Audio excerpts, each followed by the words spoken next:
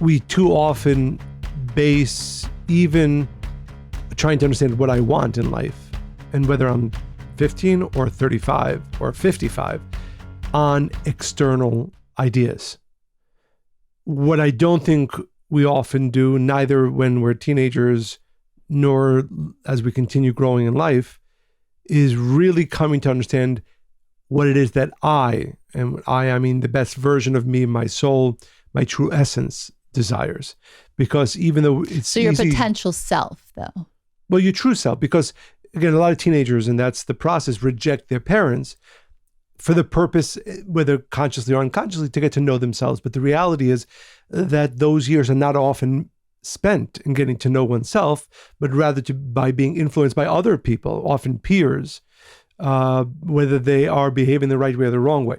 But my point is, if you raise a child to just listen to you as a parent because you said so, then they're going to look to their peers in those years even more so because they're used to following at that point.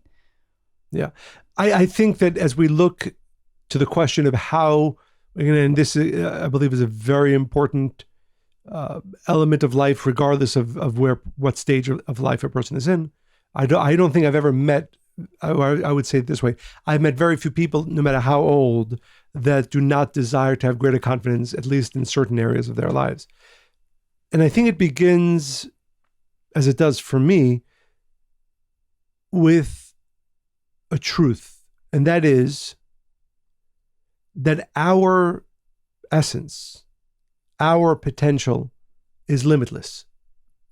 That no matter how much we understand about ourselves, how much positive ideas we have about who we are and what we can do, it doesn't even begin to scratch the surface of what is possible for us.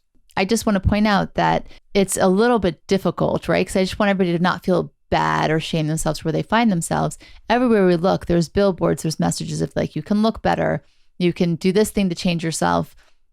You can be more successful. You can be happier. Just buy this product, take this pill, take this course, take this coaching thing, right? The feedback we get is that we really are not enough. So I do want to say is that we need to start from a place of knowing that wherever we find ourselves, you have to love yourself completely. It doesn't mean there's not things that you want to change about yourself. Doesn't mean that, but I think that to do that in a healthy and strong, lasting, powerful way, you actually need to say, okay, I am enough today.